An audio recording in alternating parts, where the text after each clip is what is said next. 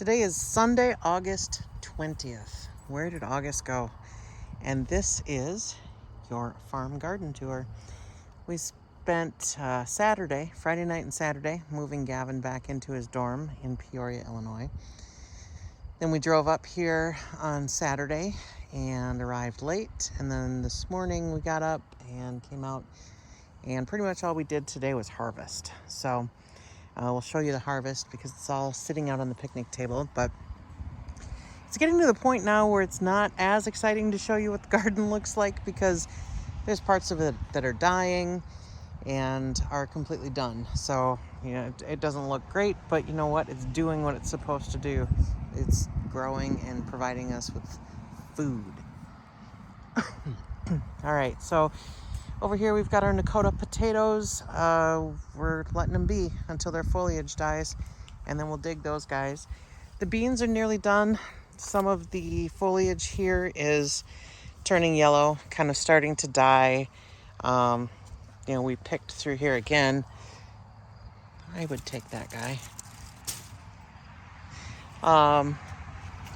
We have canned 54 quarts plus another 7 quarts and then 15 pints of green beans out of just what you see here.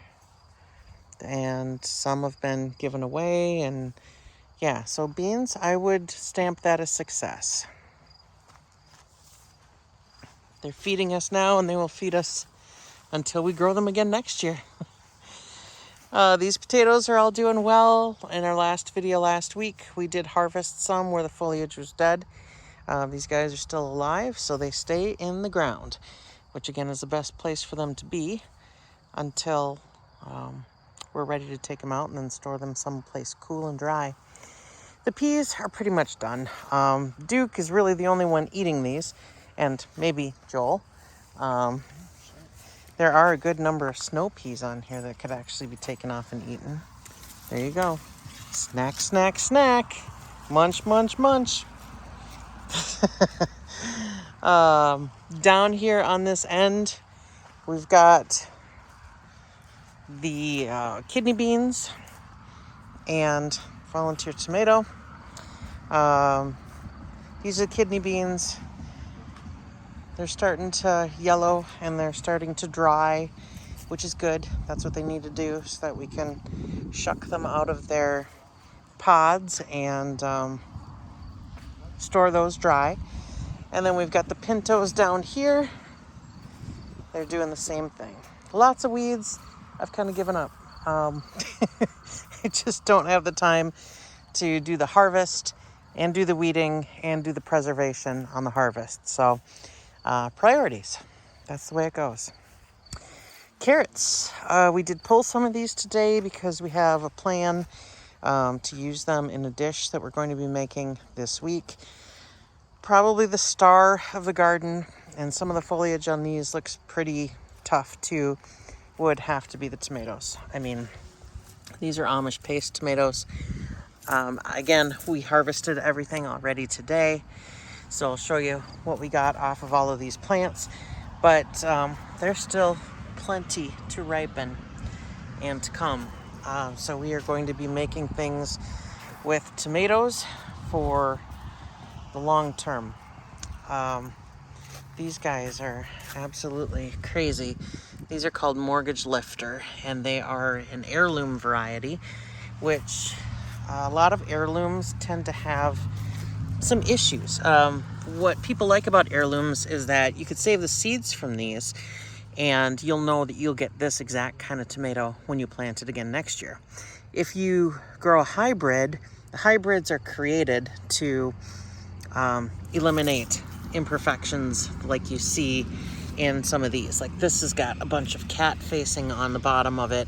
It's an absolutely huge tomato, but any of the little quirks that you would have in an heirloom tomato is bred out of a hybrid tomato. But if you save seeds from a hybrid tomato, you just don't know what you might get next year because the seeds don't always produce the same kind of fruit that you grew. So Mortgage Lifter tomato, that one is huge. Basil still wild and doing its thing. Here's some more Amish paste tomatoes. Again, all doing well. There were a number that I picked that were blushing, but not fully ripe. So we will keep them on the counter and let them ripen so that we can use them for sauce making and various different canned tomato items. The cherry tomatoes are still ripening as they see fit. Still plenty of those here yet to ripen. It's still growing up. We were supposed to top these. That hasn't happened yet. But yeah, these guys are tasty, and they're a little fiddly, if you will. If you're not going to eat them all fresh, you can certainly use them for sauces and canning and things like that. It just takes more of them, obviously, and takes a little bit more time because instead of peeling one very large tomato, you are peeling multiple small. Here's my morning glory arbor, if you will. It's finally becoming what I wanted it to be all spring and all summer. I did take a brief video this morning, and if I can figure out how to do it, I will pause right here and insert that video so that you can see what it looked like this morning when all of the morning glories were open.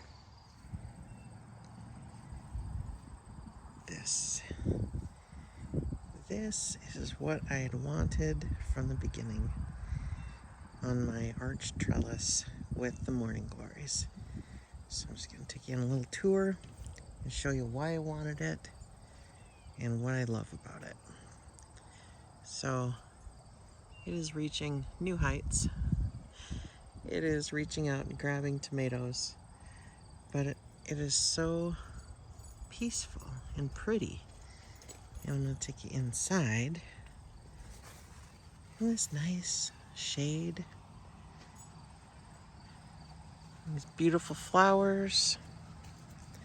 I'm going to show you we've got a couple of additional ones that are finally blooming. These white ones with pink, white ones with purple. And then these guys down here, growing off of the ferny type of foliage. There should be white ones that bloom too. But yeah, this is a little piece of heaven inside the garden. It's really cool. Now back to your normally scheduled programming. All right, so I paused there just in case I do actually technically figure out how to do that and you were able to see what it looked like this morning. But I mean, they have a mind of their own, and this is what I thought was really cool. You just, stand in here, you have this full coverage, the breeze blows through, but you kind of feel like you're in a little fairy tale world. So these guys bloomed. That's cool. They are a part of the morning glory family, but they've got a fern-like leaf, and they've got these little star blooms. They're pretty cool. And all the morning glories, of course, have closed up their little eyes, their little faces until tomorrow morning when they will open up again. Joel's potato. I'd be remiss if I didn't point that out every single video. This is the spaghetti squash. I think probably next weekend we will take these out of the garden and figure out how to store them while they finish the rest of their ripening. And look at the pumpkins. Pumpkins, their foliage is starting to die back. Troy, you have any guesstimate as to how many of these orange pumpkins we have in here? Take your best North guess. of 50, south of 100. Okay. Very good, very good. And we've got a squash plant over here that is going nuts. I've got some good squash coming on. And this one is actually reaching out and climbing up the tomato trellis. But here's what the squash look like. They're doing well. They should be nice and tasty. The honeyboat delicata You can see them in various states over here. There's going to be hundreds of those as well. The ground cherries, next year these guys are absolutely 100% definitely going into tomato cages. They're just huge and unruly and everywhere. Harvested a good number of those today, and I'm excited to make some jam. Down here we have our jalapenos. Jalapeno. We picked a bunch of these today, as well as some tomatillos, and we'll be making some salsa verde. So yeah, it's all coming on and doing well. And there's a little Thai hot chili pepper. You can see it here. I don't see any of those guys turning red yet, but they're coming on like mad. So we should have a decent harvest of those here shortly. Watermelons. So we picked a watermelon. I'm gonna zoom in here. We counted. We did not get in there and really pick apart all of the foliage, but we've got north of 30 of these watermelons in here. Picked one this morning that we thought had a real high probability of being ripe. It was not yet. The flesh was kind of a pink color, and unfortunately we picked it too early, but now we know they're just not ready yet. So we tasted it. It's very juicy. It's very sweet, even unripe. So can't wait for those to come into their ripeness. Right there by Duke's feet, those are called ground peaches or mango melons. They're kind of like tiny little cantaloupes. We tried one of those today too. They're supposed to turn bright yellow. Again, we're just anxious and awaiting their full ripeness to eat those. Kind of tastes like a mild honeydew or cantaloupe. So anyway, those are the melons. I'll bring you over here and show you what we got going on with this other trellis. Harvested half a gallon pail of our little cucamelons. I think I've got enough. I'm going to try doing some fast pickling on them, see what I can make happen. Our bitter melons, got to do some research and find out when exactly are these guys ripe. And yeah, so we've got the white and we've got the green coming on nicely. Cucumbers, they look kind of rough, but they're still producing quite well. I think we picked probably 6 out of here, and have been enjoying fresh cucumbers since probably the end of June. Tomatillos. So these guys are looking great. Again, we harvested earlier today. So what you're seeing here are the immature ones, but there's still plenty on the plant, plenty that we'll be able to harvest and make salsa verde, and I don't know what else. We'll have to research and find out what else we can make with tomatillos. All right, this area looks like a hurricane came through. Took a bunch of leaves and harvested a bunch of Brussels sprouts off of the bottom there. These 6 or 8 plants, actually probably 10 or 12 plants, were not what we did not expect them to be Brussels sprouts. We thought they were going to be San Marzano tomatoes when we planted them way back in April or late March. No, they were Brussels sprouts. So we have a bumper crop of Brussels sprouts. Didn't plan to have that many, but we do, so they're coming. Look what we did. We harvested one of our megaton cabbages today. I can't wait to show you that. This is the other one. Plan on harvesting it probably next week. It's huge. It looks great. We pulled the broccoli today. We were still getting some broccoli, but it was at the end of its life cycle. So we harvested what was left on there and then pulled those plants. We put some of the plants over there, thinking maybe the deer will come in and nibble the remainder of the florets off of it. I hope that's not a mistake, bringing them in close. But they'll test the fence, and hopefully that'll be enough to keep them away. All right, here's more of the pumpkin patch over here, the honeyboat delicata up there. Again, we're going to have a bumper crop of these. I've been checking to see if any of them are ripe, trying to be patient, but they're just not ready yet. So, yeah, there's going to be lots of those. And what else? What else? Oh, the zucchini. The zucchini has been still producing. We harvested, the patty pan squash as well. I'm going to back up here. Sorry to be all over the place. We left one patty pan on about 3 weeks ago just to see how big it would get. And there she is. Big, beautiful squash. And I think it probably is about as big as it's going to get, but what the heck, that thing is producing bushels every week. So we thought it'd be fun to leave one on and see how big it would truly get. The zucchini over here, there has been something in the zucchini. I'm guessing perhaps a mouse or something like that, because Duke has been just stomping all over these plants, trying really hard to get whatever is underneath those vines. No one's terribly sad about that because we're all kind of done with zucchini.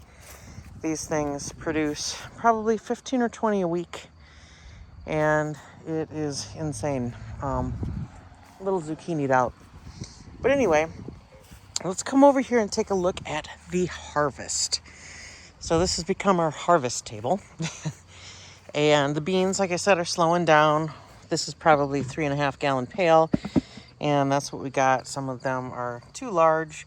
The dog has been eating some of those. My mom actually mentioned, and I kind of forgot to talk about this in my last video, that when they get great big like that, so you can kind of see the bean itself is developing inside, she shells those and cooks the beans inside and just eats the beans and likes that. There is what was left of the broccoli. This is my 1/2 gallon of cucamelons. These are cherry tomatoes. Those are all zucchini.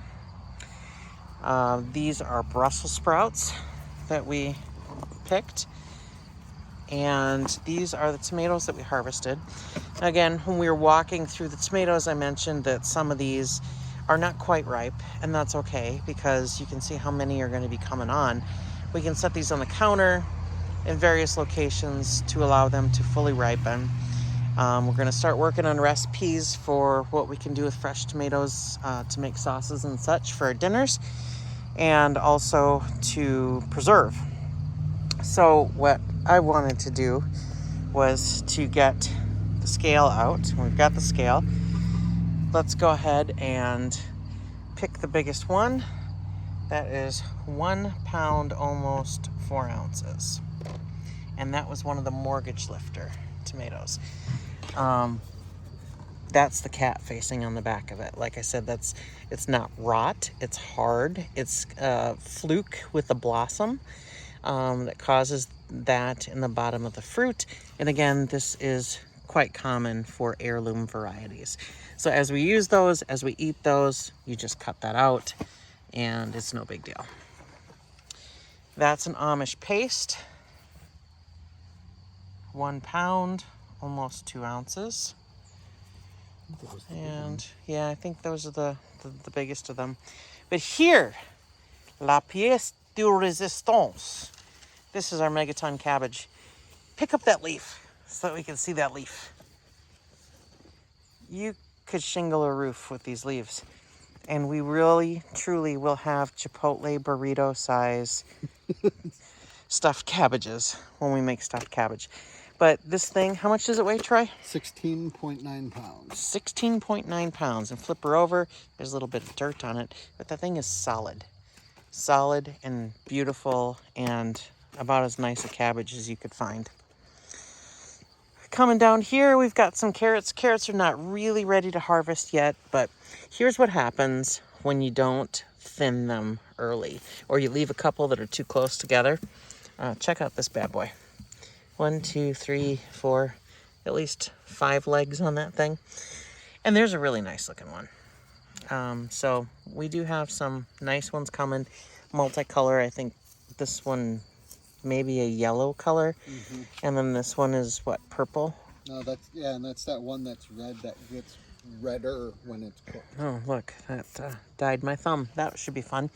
So anyway, yeah, I go to work with a little embarrassed every now and again because there's still dirt underneath my fingernails. But I'm embarrassed by that. anyway, here's some pumpkins. So we picked one of these bad boys. Didn't weigh it, but we did weigh one of these pumpkins. That one in the back is 10 pounds. Mm-hmm. So we're going to see what they taste like. All indications were that if they're not ripe, they're really close. So if they're not as ripe as we want them to be, we'll leave them out to kind of cure for a week or two. I think we're going to let them cure for probably 2-3 weeks before we try and do anything with them. Okay, it is pretty early for a pumpkin harvest. So we'll see what happens. These are the ground cherries. I'm excited to get into these and to make some jam. We've got a couple cucumbers there. There have been 5 or 6 cucumbers that have walked away from the garden so far after harvest. These are the patty pans that we got for the week. These I'm excited about. These are grapes that my Aunt Diane brought over. Grapevines that were dug up. We're going to find a spot to stick them in the ground. Might not be their permanent and final location, but we'll get them in the ground so that they survive the winter. They are quite hardy up in this area, as I understand. So I can't wait until we can show you our own Concord grapes that were harvested right here. Here are the jalapenos. Ha! You like that one? Jalapeno. Yeah. Anyway, mom that makes dad jokes. They look good. They look fantastic. Joel must have picked the snow peas. And these are the tomatillos that we harvested today. So that's about it. Any thoughts, comments, anything else we want to add about our garden? No? It's doing what it's supposed to do. And it's going to feed us for many weeks to come. So The planning process for next year has already begun, so. yep, we've had conversations about things that we probably don't want to do again, and some things that we do want to do again, and some new things that we want to try. So And maybe some different approaches for things we did try this year that got a little unruly. yes, so it's been a learning experience. Tomatoes. What about the tomatoes? A few too many? Oh, actually, I was referring to the ground cherries. That's trellis. Yeah. Contain them. So that's it. Thank you for joining us.